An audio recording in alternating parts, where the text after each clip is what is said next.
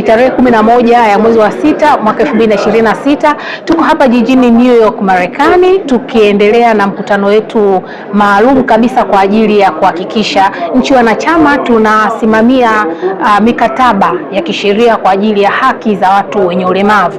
Kwa siku ya leo, kubwa zaidi lililojitokeza ni masuala mazima ya teknolojia, vifaa saidizi kwa ajili ya watu wenye ulemavu, namna ya upatikanaji, matumizi kwa mtu mwenye ulemavu, lakini vile vile kielimu, namna ya wafundishaji na wapokeaji elimu hizi. Kwa hiyo sisi kama Tanzania tupo katika muda wa kuona kwamba tumeweza kutoa kile ambacho sisi kama serikali tunafanya, lakini vile vile tumejifunza namna wenzetu nchi wanachama wanafanya. Tunamshukuru zaidi Mheshimiwa Rais kwa sababu ameendelea kuchukulia kwa uzito masuala mazima ya watu wenye ulemavu, kwa sababu ukiangalia kwenye masuala ya uchumi, sisi kama Tanzania tumewaweka wenzetu wenye ulemavu katika sura ya kuhakikisha wanafanikiwa na wanafikiwa kwa wingi wao.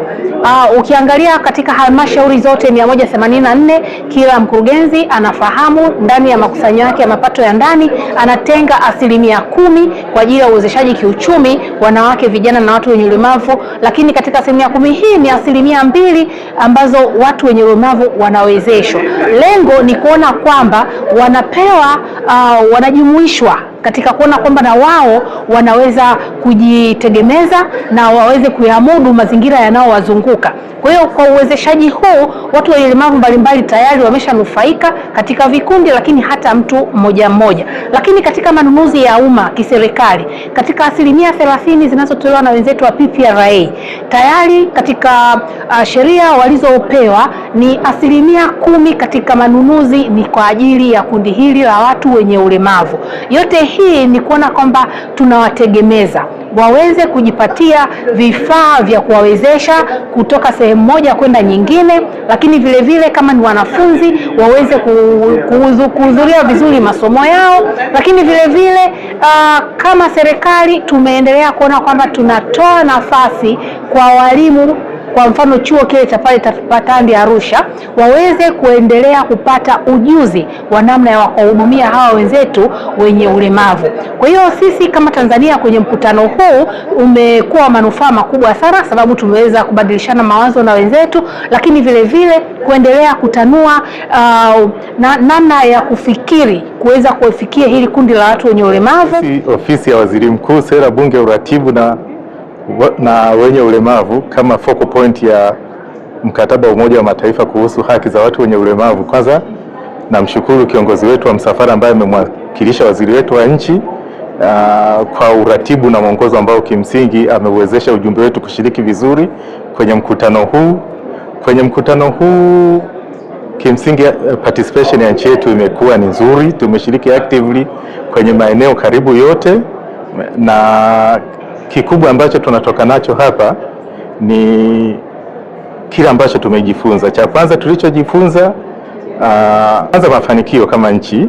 Mafanikio yetu ni makubwa, ni mengi tuliyoyafanya kwenye eneo hili la kusaidia wenzetu wenye ulemavu kuweza kumudu maisha yao ya kila siku, lakini na kuwa na active participation kwenye shughuli na uchumi wa nchi. Lakini pia tulichojifunza, changamoto zipo, na hizo changamoto si kwa upande wa nchi yetu tu, hata nchi na mataifa makubwa yaliyoendelea changamoto hizo wanakabiliana nazo.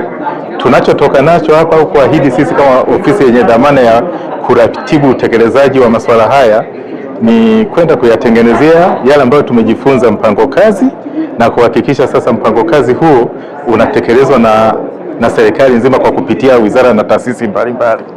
Tumeshiriki mkutano wa mkataba wa kimataifa ambao umesainiwa na nchi zote duniani kuhusiana na haki za watu wenye ulemavu. Katika mkutano huu, katika masuala muhimu yaliyojadiliwa ni pamoja na haki ya afya. Kwa sababu afya ni moja ya haki ya msingi. Kwa hiyo tulichoweza kuonyesha ni namna ambavyo Tanzania tumeweza kuboresha huduma za afya hasa kwa watu wenye ulemavu, na kama tunavyojua watu wengi wenye ulemavu wanapata huduma kwenye ngazi ya msingi. Kwa hiyo sasa hivi karibia kila Mtanzania anaweza kupata huduma ndani ya kilomita 5, 80% ndani ya kilomita 5 wanapata huduma za afya ya msingi wakiwemo watu wenye ulemavu. Lakini kama mmefuatilia miundombinu yetu sasa hivi imewekwa miundombinu ambayo inasaidia watu wenye ulemavu waweze kupata huduma, na tumeonyesha jinsi ambavyo tumefundisha watumishi wetu namna ya kuwasiliana na watu wenye ulemavu, kwa sababu wako watu aina mbalimbali, lakini vile vile tumeonyesha namna ambavyo sasa hivi ili kuweza kupata vifaa saidizi, MSD ameelekezwa sasa aanze kununua vile vifaa ambavyo atavinunua viwandani kwa bei nafuu, ili watu wenye ulemavu waweze kuvipata kwa bei ambayo ni ya chini na kuwezesha kuweza kupata kuishi maisha ambayo ni bora.